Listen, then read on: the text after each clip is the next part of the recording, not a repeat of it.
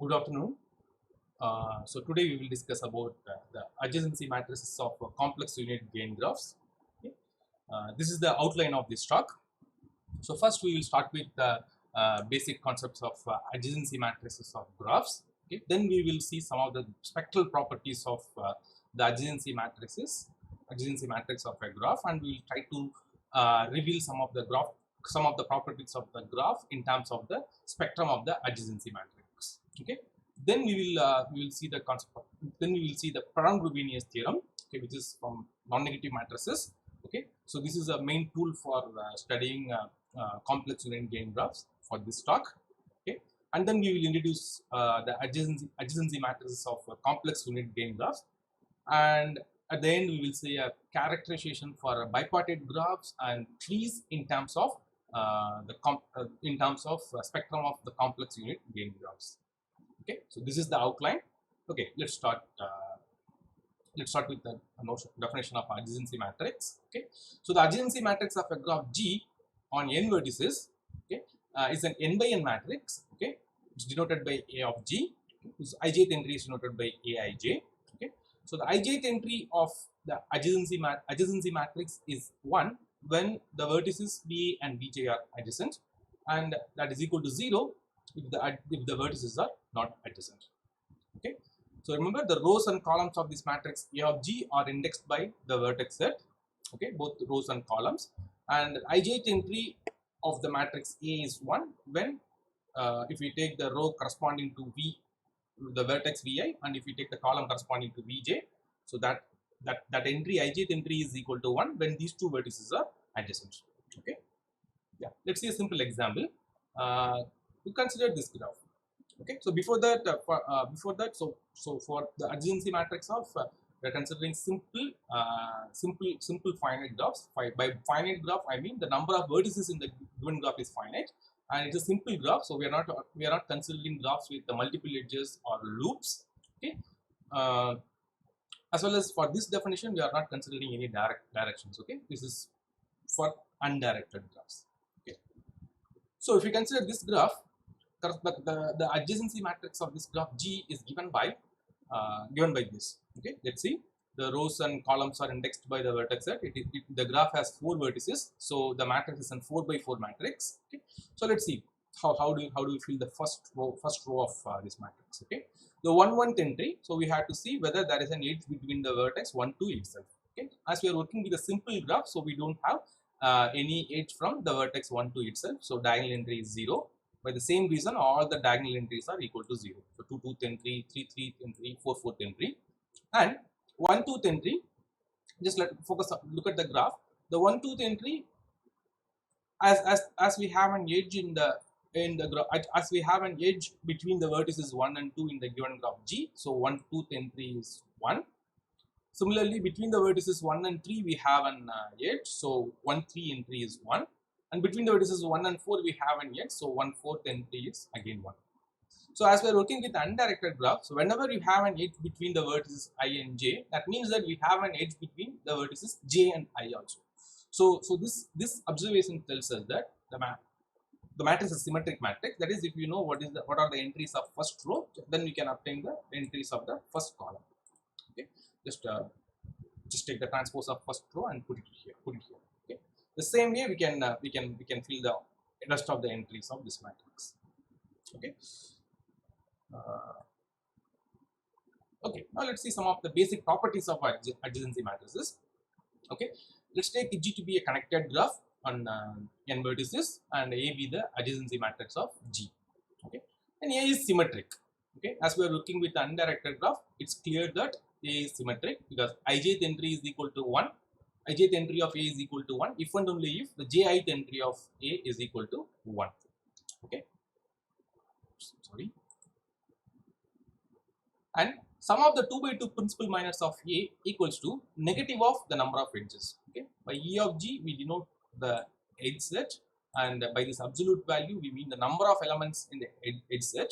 Okay, so sum of the 2 by 2 principal minors of A gives us the negative of the number of edges in the graph. Okay, so see that on one side we have a matrix theoretic quantity, on the other side we have a graph theoretic quantity. Okay, so how to prove that? The proof is relatively simple. Okay, so if you take any 2 by 2 matrix, any 2 by 2 principal submatrix, okay, its determinant is called 2 by 2 principal minor. Okay, so what are all the possibilities are there for 2 by 2 submatrices? Okay, so let's take an arbitrary 2 by 2 principal submatrix. Okay, by principal submatrix we mean whenever you take an submatrix 2 by 2 submatrix whose rows and columns are indexed by I and j, sorry, rows are indexed by I and j, then we have to take the same columns I and j. Okay, to be precise, whenever you are taking some rows I and j, we have to take same columns I and j. So in this way you will get a 2 by 2 matrix. Okay, so now let us focus on a particular 2 by 2 matrix, 2 by 2 principal submatrix. So the diagonal entries of these principal submatrix or the corresponding diagonal entries in the original matrix. That is, the 1/1th entry of this 2 by 2 principal submatrix is 0, which is same as the ith diagonal entry of your original matrix A, the adjacency matrix A. Similarly, the jjth entry of the adjacency matrix is the 2/2th entry of this 2 by 2 matrix. This is again 0. If you focus on the off diagonal entries, the ijth entry. Okay, so ijth in the 2 by 2 off diagonal in the 2 by 2 principal matrix. Okay, the off diagonal entries ijth entry and jith entry of your matrix A. So ijth entry and the jith entry, they are the same and they are equal to 1 when you have an edge between these vertices Va and Vj, and it is equal to 0 when there is no edge. Okay, so if there is no edge, then we are getting a zero principal, zero submatrix. So that has determinant 0. And whenever you have an edge, we are getting determinant equal to -1, 0, 1, 1, 0. It's easy to see that this matrix has determinant -1. So whenever you have an edge corresponding to each edge, you have a -1. So that simply says that sum of the 2 by 2 principal minors are equals to negative of E of G, negative of number of elements in E of G. Okay, and the next property is the ijth entry of the matrix A power k. As A is in square matrix, A power k, we can compute the A power k. Okay, A square, A cube, and so on. A power k we can compute. Okay, the ijth entry of the matrix A power k gives you the number of walks of length k from the vertex I to j. Okay, so here I would suggest you just compute A square. Okay, and focus on the ijth entry of the matrix A square. Okay, what is the ijth entry? To get the ijth entry of A square, you have to take the ith row of A and jth column of A. Okay, sorry. So remember, both the ith row and jth column are 0, 1 vectors. Okay, so this product will be if we get a non-zero numbers, it's like it will be sum of many ones. So when we get 1, so when we have a let's say in the ith row kth position, if you have a 1, and in the jth row, sorry, in the jth column, in the kth position, if you have 1, when you take product of this row and column, you are going to get 1 in the resultant. Okay, so what does it mean in terms of graphs? The vertex I is adjacent to the vertex k, and similarly the vertex j is adjacent to the vertex k. Okay, that means I and j have a common neighbor k. Okay, so ijth entry, so if ijth entry is different from 0, or if it is if it is different from 0, okay, let's say if it is 3, then it says that I and j has 3 common neighbors. Okay, so that means between the vertices I and j you have 3 walks of length 2. Okay, and similarly for the diagonal entries also you can argue in the same way. Okay, so that will give you the number of basically that will give you the number of edges which are incident with that particular vertex. Okay, just it's like you start with a vertex and you go to its neighbor and just come back to that vertex. That's also a walk of length 2. Okay, so simply the diagonal entries will give you the degree of the vertices, and the off diagonal entries will give you the number of walks of length 2 from the vertex I to the vertex j. Okay, so if for the A square, if the ijth entry of A square, if it is clear, then just apply mathematical induction and then you can conclude this point. You can conclude that ijth entry of the matrix A power k equals to the number of walks of length k from the vertex I to the vertex j. Okay, and so now let us move on to the spectral properties of the adjacency matrix. Okay, so since G is a simple graph, and A of G is an symmetric matrix. So all the eigenvalues of A of G are real. So let us arrange all the eigenvalues of A of G in this way. Okay, so lambda 1 is the largest eigenvalue of A of G, and lambda n is the smallest eigenvalue of lambda G. Okay. Now, for the underlying graph, let capital delta of G denote the maximum vertex degree of the graph G, and small delta of G denote the smallest or minimum vertex degree of the graph G. Okay. So then we have these properties. So the smallest vertex degree of the graph G is less than or equal to the largest eigenvalue of the adjacency matrix, which is less than or equal to the largest vertex degree. Okay, this is one of the basic properties of non-negative matrices. The largest eigenvalue of any non-negative matrix will be less than or equal to maximum of its row sums, and the same will be greater than or equal to minimum of its row sums. Okay, so yeah, and in fact, yeah, we can prove it rigorously.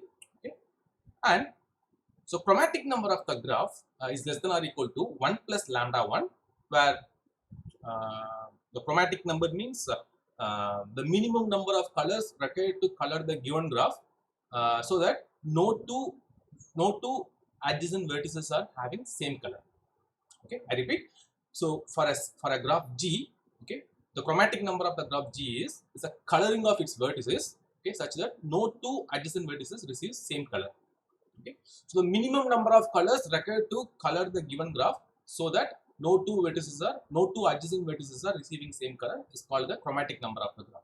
So chromatic number of the graph G is a graph theoretic quantity. You see, we are able to give a bound for the graph theoretic quantity in terms of the matrix theoretic quantity, that the largest eigenvalue of the adjacency matrix. Okay, so this result is known as Wilf's theorem in the literature.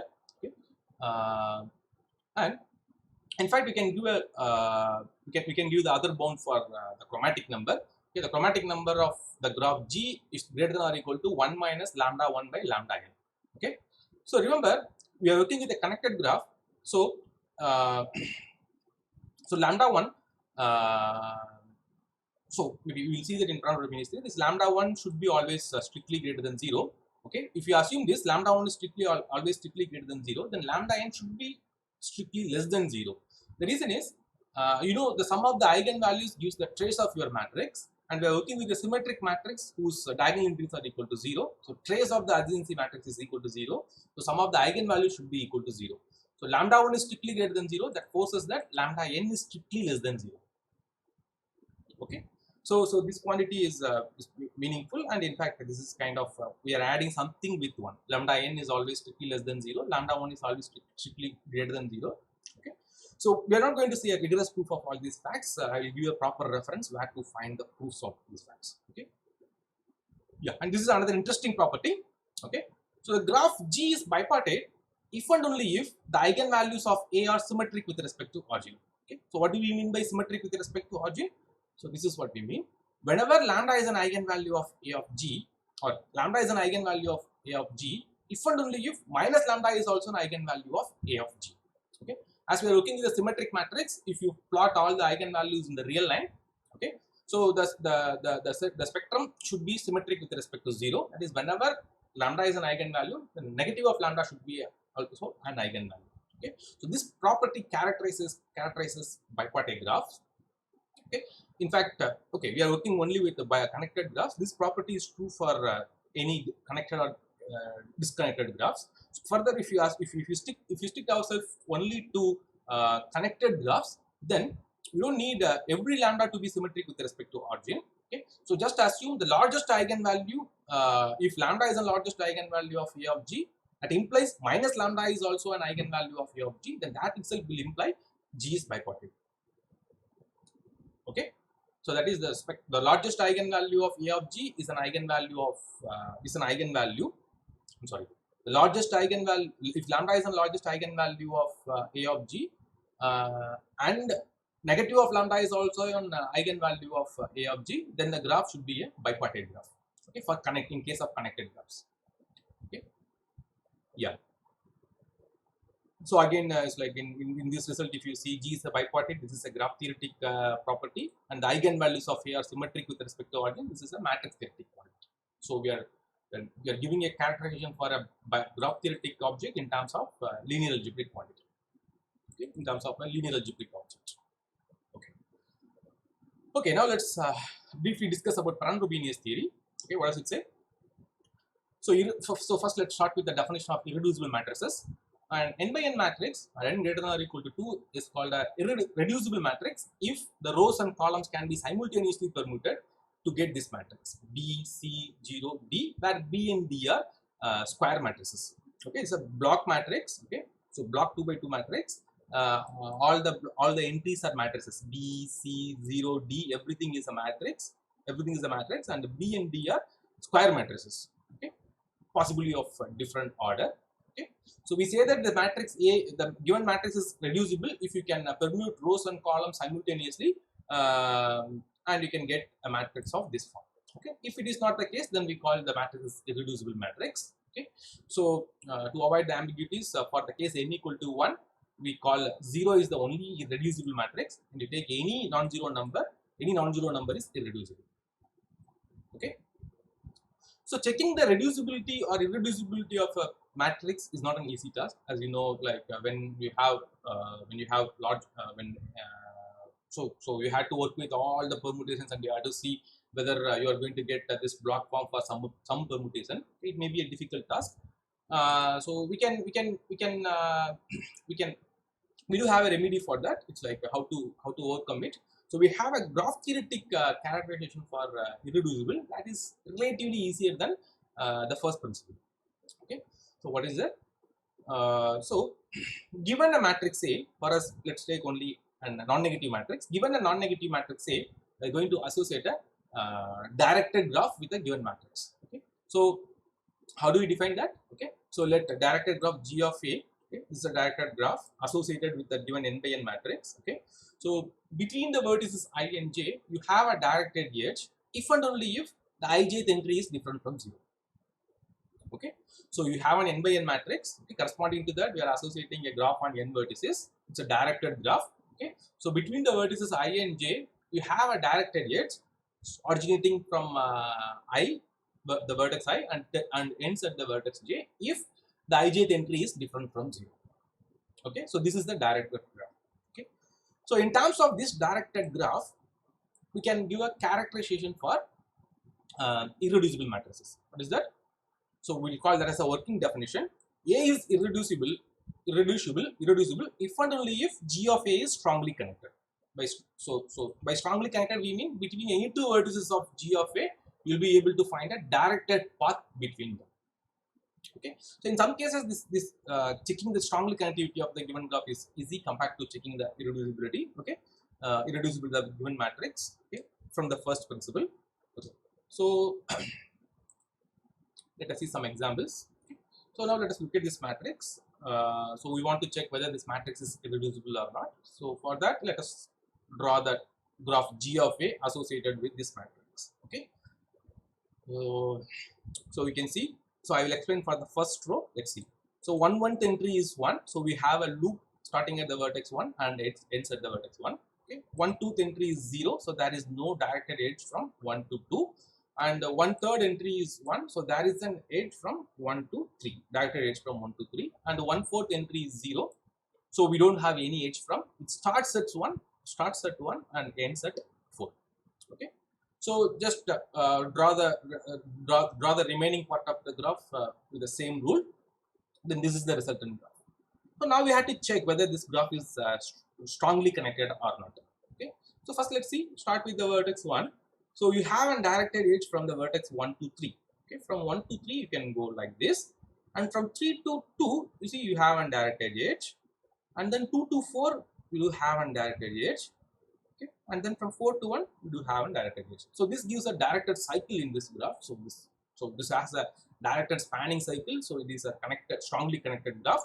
So this matrix is an irreducible matrix. Okay. So now let us see a different example. Okay.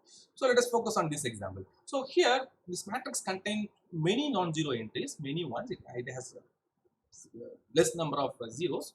It looks like the matrix is irreducible, but this is somewhat deceiving. So let's see that why it is deceiving. Okay.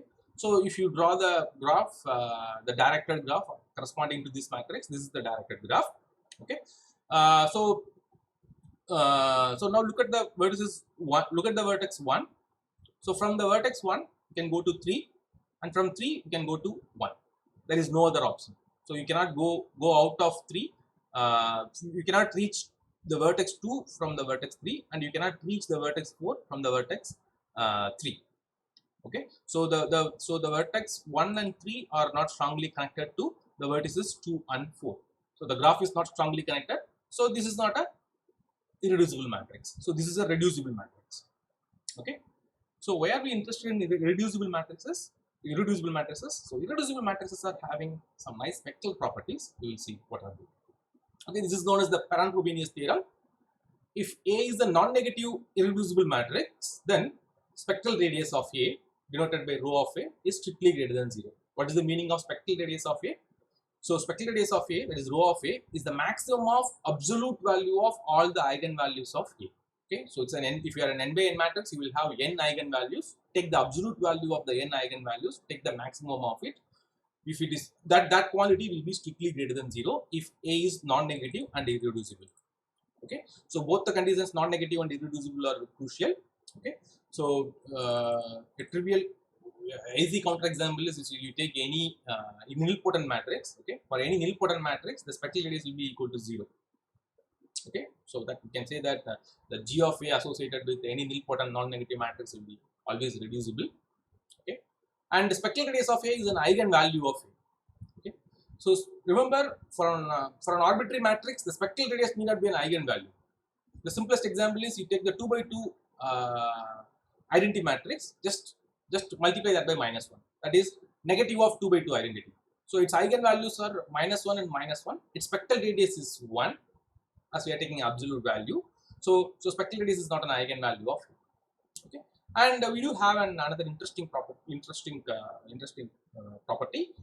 There is a positive vector such that Ax equal to rho of A into x. By vector positive, we mean all the entries of the vector x are positive. Entry wise, they are positive. Okay, so if you know about this Google's PageRank algorithm, so this theorem plays a crucial role in that algorithm. Okay, in that theory. Okay, so this is one interesting consequence. You take any two complex matrices A and B of same size, and one of them is non-negative. Okay, A is non-negative. Suppose A is greater than or equal to absolute value of B. So by absolute value, we mean here you take the matrix B and take absolute value of each of its entries. Okay, take absolute value component wise, and that matrix is denoted by this absolute value of B. Okay, if your given non-negative matrix is greater than or equal to the absolute value of this matrix B entry wise. Okay, by this greater than or equal to, we mean entry wise comparison. That is Aij is greater than or equal to absolute value of Bij. Then we have this result. Spectral radius of A is greater than or equal to spectral radius of absolute value of B, which is greater than or equal to spectral radius of B. Okay, this can be proved using the aid of with the aid of Perron-Frobenius theorem. Okay, and so we have, if A is greater than or equal to absolute value of B, then spectral radius of A is greater than or equal to spectral radius of B.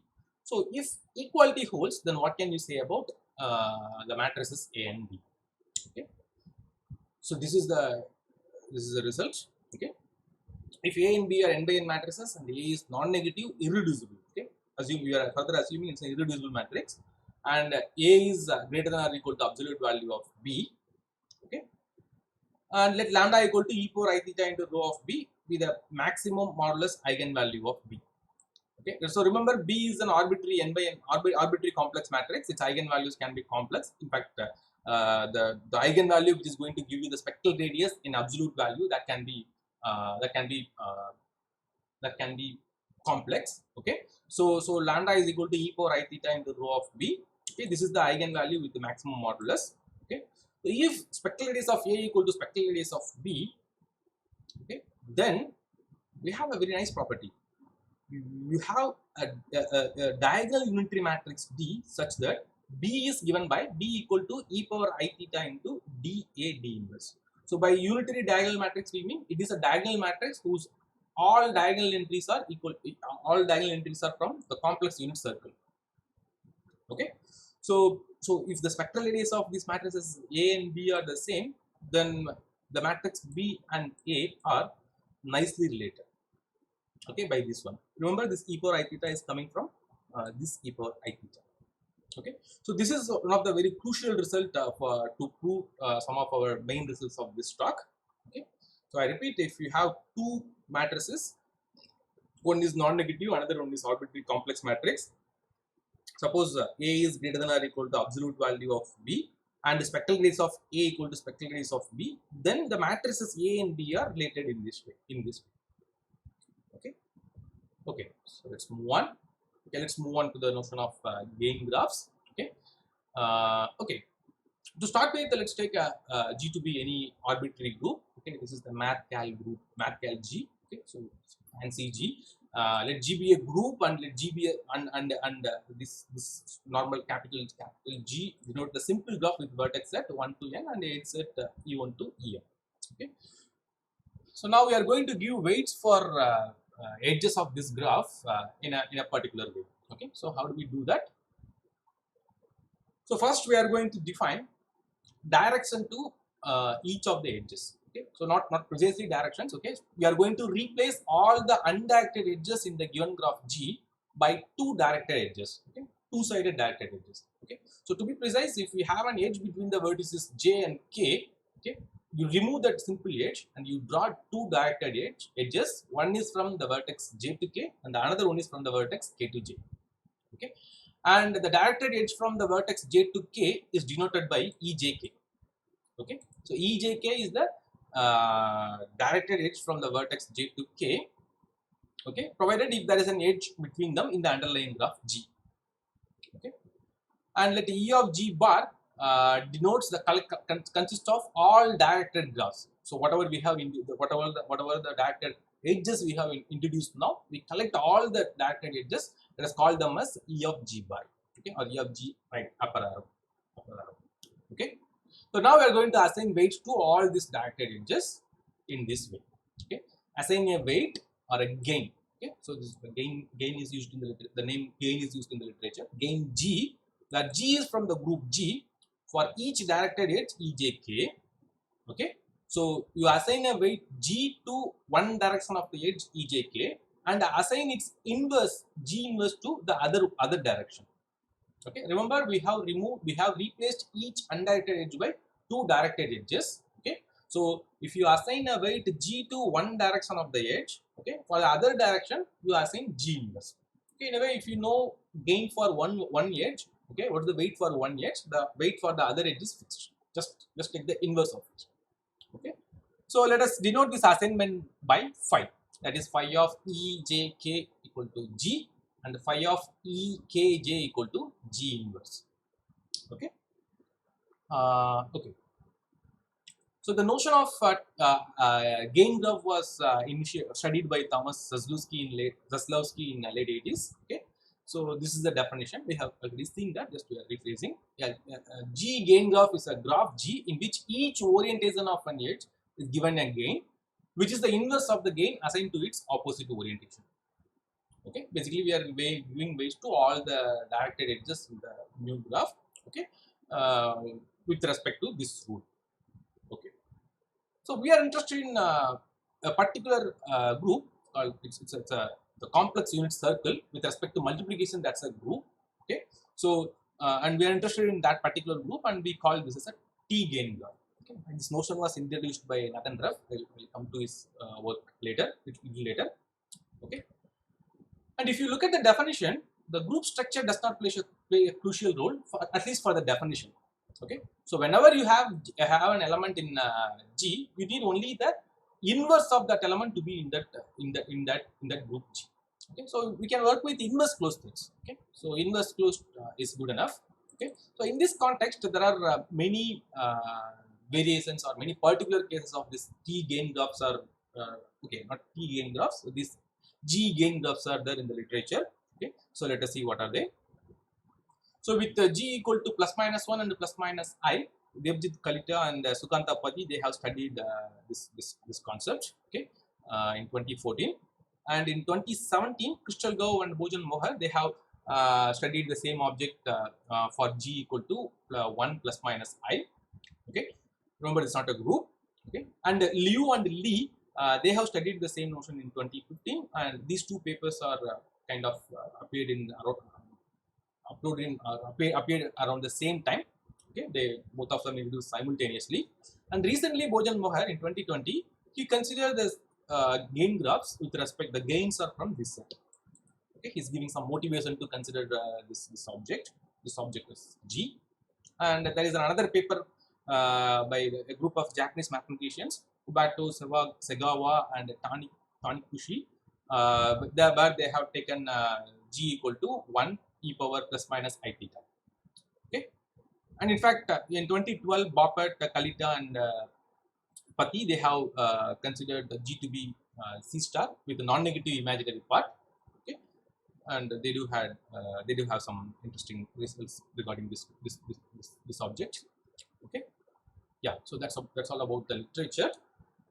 And now let us see the notion of T-gain adjacency matrix. Okay, so let us see what we did. So we have taken a graph, okay, and we have removed all the edges in the graph, and then we have replaced them by two oriented two directed edges. To each edge we have assigned a weight. Okay, so now we want to formulate a matrix from this new, you can say, directed graph, or to be precise, it's a mixed graph. I will explain why I'm calling this mixed graph. Okay, so how to assign a matrix, how to associate a matrix with it. So this is how we are doing. So let phi equal to G comma phi be a T gain graph. Okay, so this T gain graph contains two data. One is the underlying graph G, and the gain function, that is, which assigns weights to each of the directed edges. Okay, phi of E I J, what is the value of that? Okay, these two things. Okay, so the T gain adjacency matrix, or a complex unit gain adjacency matrix, denoted by A of phi, is defined in this way. The ijth entry of your matrix A of phi is equal to the weight of the directed edge, which starts at I and ends at J. Okay, phi of Eij, and 0 otherwise. Okay, so then what will happen to Aj? So Aj will be, it will be equal to 0 if there is no edge between J to I. Otherwise, it will be phi of Eij inverse. Okay, the way we are assigning the gain. Okay, so when we are considering T gain graphs, that inverse will be just complex conjugate. Okay, that is phi of Eij bar. So phi of Eji equal to phi of Eij bar. Okay, just in terms of matrices, if you see, we are going to get a Hermitian matrix. Okay, the T gain adjacency matrix, what we have introduced now, that's a Hermitian matrix. So again, we have, for Hermitian matrices, the eigenvalues are real, and we have the nice spectral theorem for Hermitian matrices. So we can do a lot of work with those things. Okay. So here I'm giving a simple example. So this is the way we are constructing the T gain graph. Okay, take this underlying graph, replace all the edges by two-sided edges. Okay, two directed edges. Okay, so in this one, for this edge from 2 to 1, we are giving an edge weight minus I. So for this direction, we are giving its inverse, that is I. Okay, similarly for these things. Okay, so one more remark is like when you assign a gain equal to 1. Okay, so we don't consider them as two-side directed edges. It's like we can simply consider that as an undirected edge. Okay, so this will not harm anything. Okay, so I use the terminology mixed graph. So by mixed graph, we mean all the undirected edges. Okay, the graph will contain both the directed as well as undirected edges. Okay, so that's the reason I use the terminology. Okay, so here if you see, the T gain adjacency matrix is given by this way: A of phi equal to, diagonal entries are 0, as is a simple graph. Okay, so this is weight of the edge E12 bar. Okay, E12 is I. Okay, so E12 is this one. We have the weight I. Okay, so I is here, and its complex conjugate will be here, and so this matrix is a Hermitian matrix. Okay, yeah, okay. So let us introduce a couple of more definitions, okay, before we enter into the main theorem. Okay, the gain of a cycle C is given by V1 V2, the edges V1 V2, and then V2 V3 and so on up to VL V1. Okay, it's denoted by phi of C is defined as the product of the gains of its edges.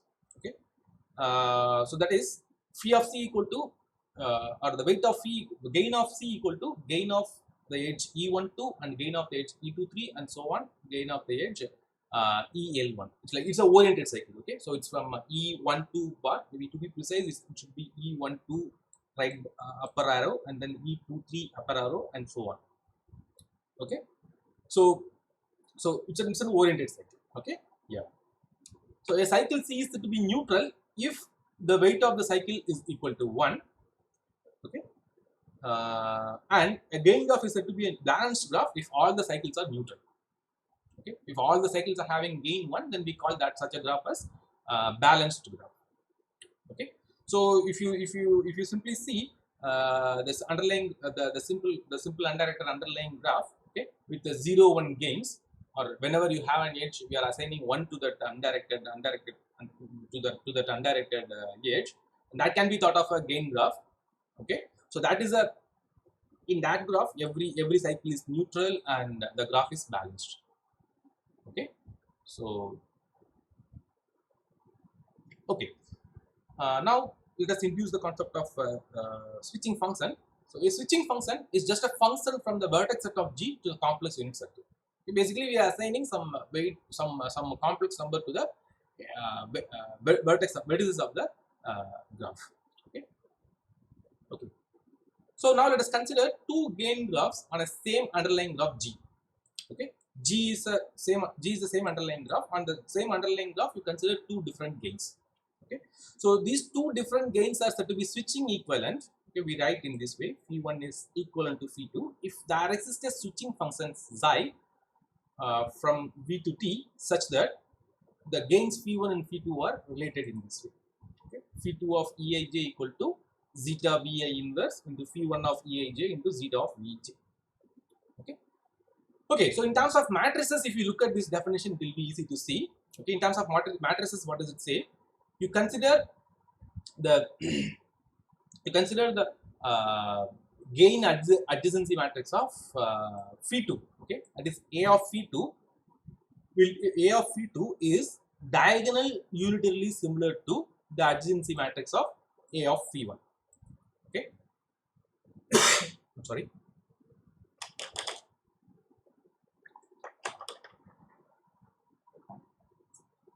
So you can see that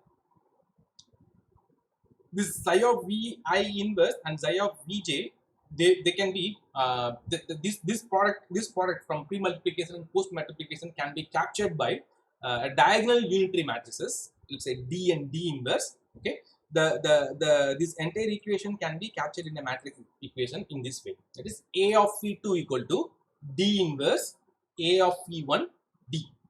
Okay, that is A of phi1 and A of phi2 are diagonal unitarily similar. Okay, this is what switching equivalent means.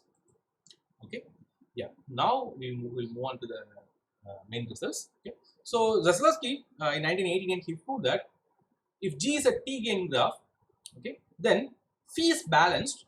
That is, all the cycles of phi are neutral. Every cycle is having weight equal to 1. This happens if and only if phi is switching equivalent to G comma 1. So by G comma 1 we mean the underlying simple graph with the 0 1 adjacency matrix. Okay, or the gains are just 1 to all the edges. Okay, so he proved that phi is balanced. Okay, that is all the cycles are neutral cycles if and only if the gain should be switching equivalent to the underlying graph. Okay, underlying 0 1 adjacency matrix. Okay, that is A of phi is equal to D inverse A of G D.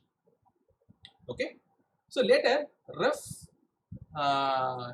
is a student of Zaslavsky, was a student of Thomas Zaslavsky. Okay, in 2012 he proved this result. If phi1 and phi2 are two gain graphs such that phi1 is switching equivalent to phi2, then A of phi1 and A of phi2 have same spectrum. Okay, so phi1 is switching equivalent to phi2. Okay, so phi1 is switching equivalent to phi2. So then he was able to prove that A of phi1 and A of phi2 are having same spectrum. Okay, so now we started asking this converse. Okay, so A of phi1 and A of phi2, if they have the same spectrum, then what can we say about the switching equivalence of these two gains? Okay, so our motivation started from that. So we want to answer this question. So to prove that, let's start with a key theorem. Okay, this is the key result of proved by us. Ranjit Megatari was a postdoc with me, and Aniruddha Samanto is my present PhD student. Okay, so let us take a T gain connected graph. Okay, then the spectral radius of A of phi, spectral radius of the adjacency matrix of this T gain graph is equal to the spectral radius of the underlying simple graph, or the spectral radius of the underlying 0, 1 adjacency matrix. Okay, this happens if and only if phi is balanced or minus phi is balanced. Okay, yeah, this result is somewhat interesting, and it displays a key role in proving all of our results. Okay, so let's prove the first direction. If phi is balanced or minus phi is balanced, then it is easy to see that spectral radius of A of phi equal to spectral radius of A of G. Why it is easy? If phi is balanced, then we can apply. If phi is balanced, then we can apply Zaslavsky result. Phi is balanced if and only if phi is switching equivalent to G comma 1. Okay, that is same as G comma 1. So that is same as spectrum of G and spectrum of A of G and spectrum of A of phi are the same. Okay, spectrum of A of phi and the spectrum of A of G are the same. So we have the spectral radius of A of phi equal to spectral radius of A of G. Okay. If minus phi is balanced, then minus phi is switching equivalent to G. That means A of minus phi and A of G are having same spectrum. Okay, so spectral radius of A of phi and spectral radius of A of minus phi are the same. So in that case also we get spectral radius of A of phi equal to spectral radius of A of G. Okay, so converse is tricky here. Here we need the help of Perron-Frobenius theorem. Okay, conversely, suppose spectral radius of A of phi equal to spectral radius of A of G. Okay, we have to prove either phi is balanced or minus phi is balanced. Okay, so now let us take let lambda n up to lambda n less than or equal to lambda n minus 1 less than or equal to up to lambda 1 be the eigenvalues of A of phi. Since A of phi is a Hermitian, we can arrange the eigenvalues in this way. Okay, so for the same reason, the spectral radius of A of phi should be equal to lambda 1 or spectral radius of A of phi equal to minus lambda n. Okay, either the largest eigenvalue is the largest positive eigenvalue, or the negative of the smallest eigenvalue. Okay, smallest negative eigenvalue. Okay, so first case, if spectral radius of A of phi equal to lambda 1, then if you remember the last theorem which we discussed in the Perron-Frobenius theory part, okay, spectral radius of A of phi equal to lambda 1, and if you take absolute value of A of phi, so absolute value of A of phi, in fact it is equal to A of G. Okay, A of G is a non-negative matrix. Okay, so A of G equal to absolute value of A of phi. Okay, so spectral radius of A of G will be greater than or equal. A of G is greater than or equal to spectral radius of A of phi. Okay,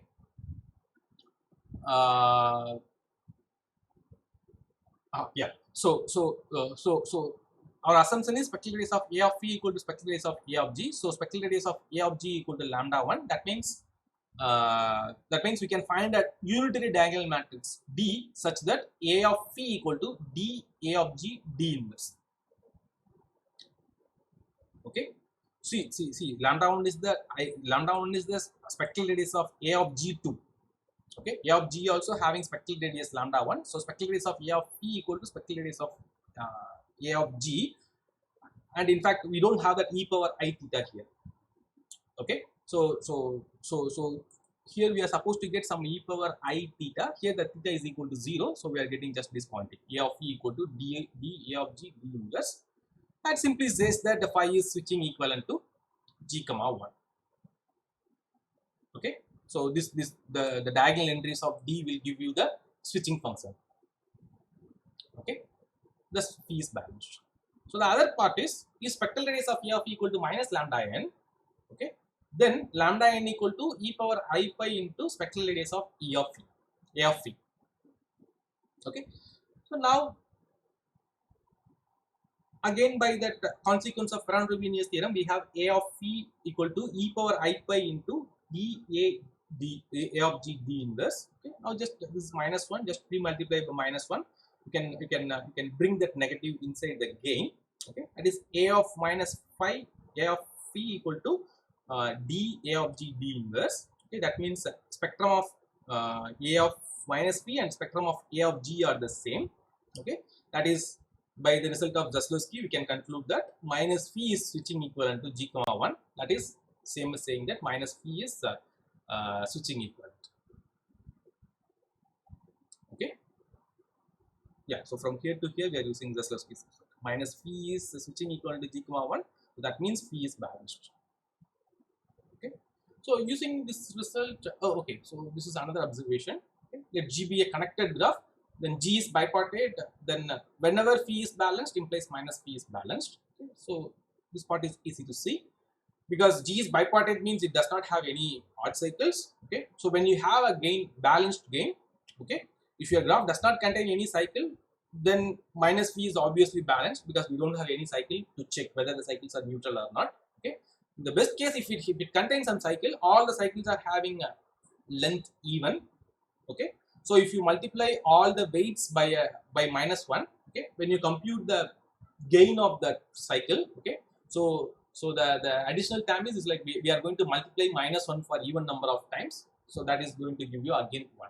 Okay, if phi is balanced, then minus phi is balanced. Okay, so converse is if phi is balanced implies minus phi is balanced for some gain phi, then the graph should be a bipartite graph. Okay, by similar argument, by similar type of argument, we can conclude the same. Okay, just I have included the proof, you can go through it. Okay, so with these things we are able to settle a converse of Ref's theorem for this case. Okay, so let phi equal to g comma phi be a T gain connected graph. Okay, then spectrum of A of phi equal to spectrum of A of g if and only if phi is balanced. Okay, spectrum of A of phi equal to spectrum of A of g if and only if phi is balanced. So how to prove that?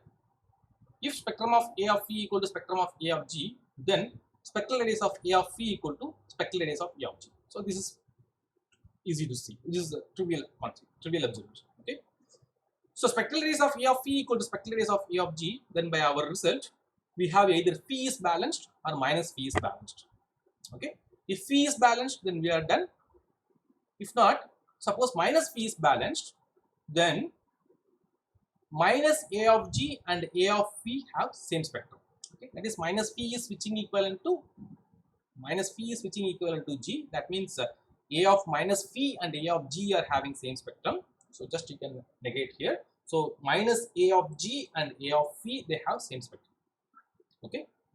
So now the assumption is spectrum of A of phi equal to spectrum of A of g, and here we have spectrum of minus A of g equal to spectrum of A of phi. That means spectrum of A of g equal to spectrum of minus A of g. So this is same as saying that the eigenvalues are symmetric with respect to origin. We are working with a connected graph.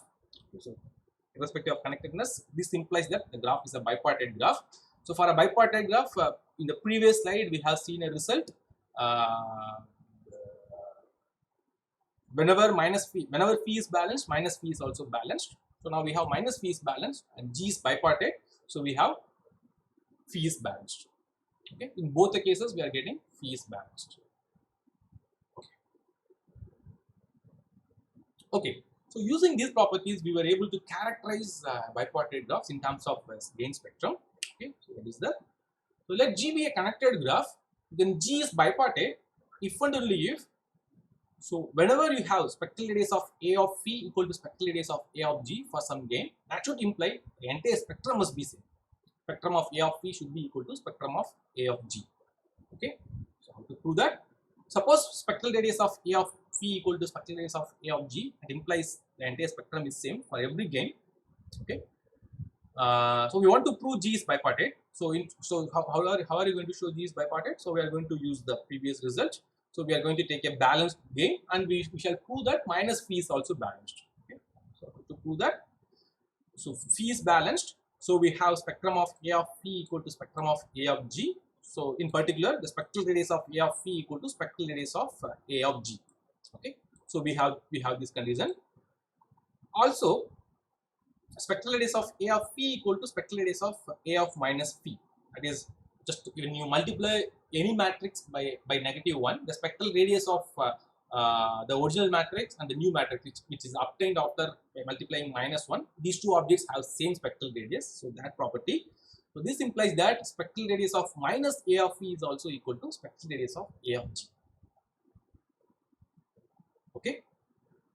So spectral radius of A of minus phi equal to spectral radius of A of G.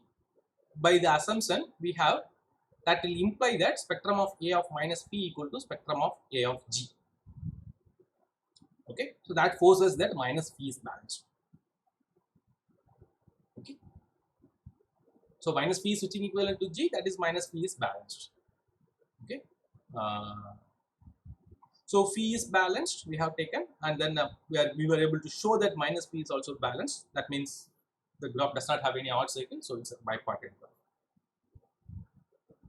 So conversely, if G is a bipartite graph, okay, and phi be a gain such that spectral radius of A of phi equal to spectral radius of A of G.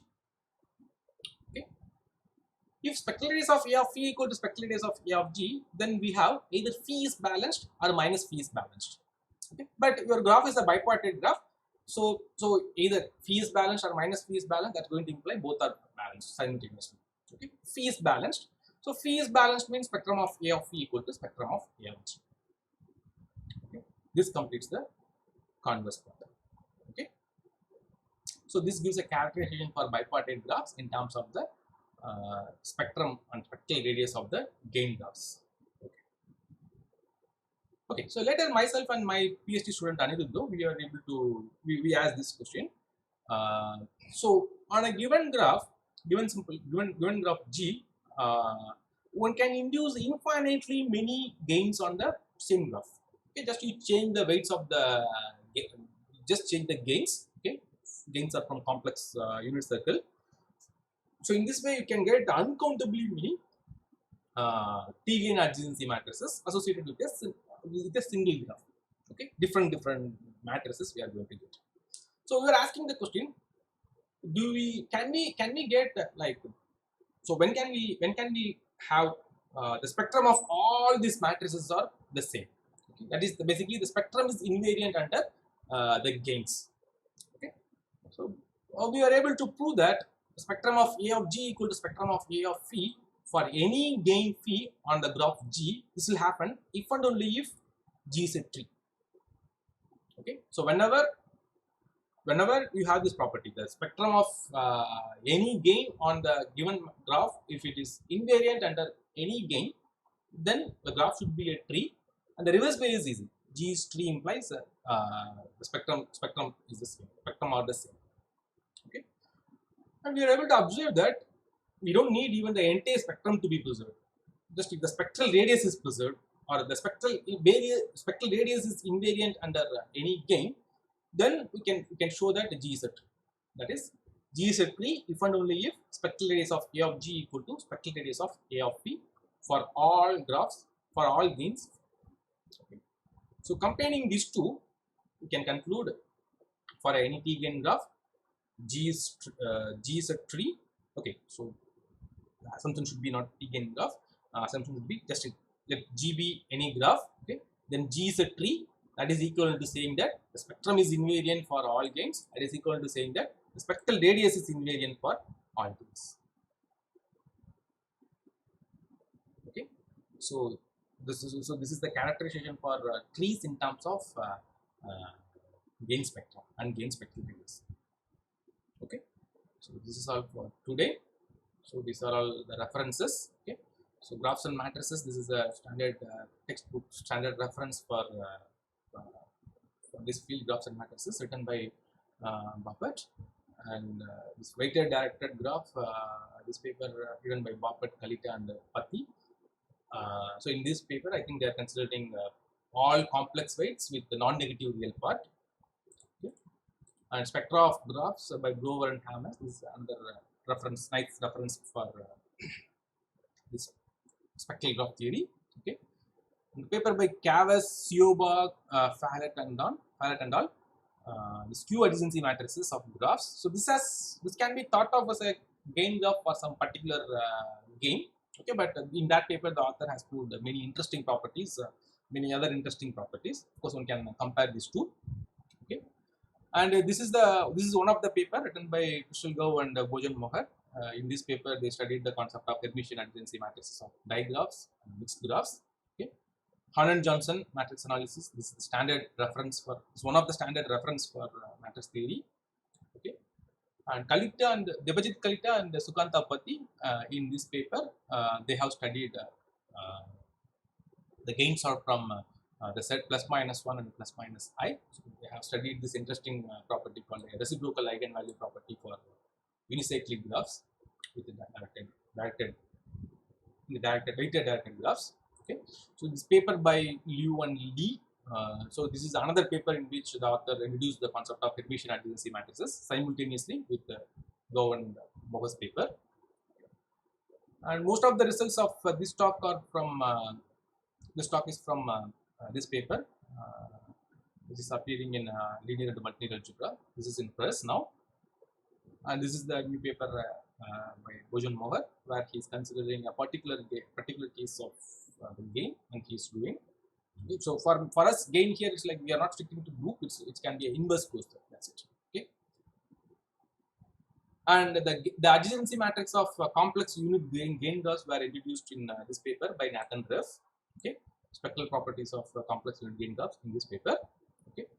And the last result, the characterization for trees, this result is appearing, is presented in this paper. The spectrum of complex unit gain graph. Okay. And this is the another paper in which the author proposes a generalization of Hermitian adjacency matrices from quantum box point of view. Okay. So this is the Zaslowski's paper. This is where one of the main results of this talk appeared. Again, I forgot we had to. So there is one more paper which appeared in discrete applied math. In that paper, he introduced the concept of gains. Okay. Yeah. Thank you for your patience. I'll stop here.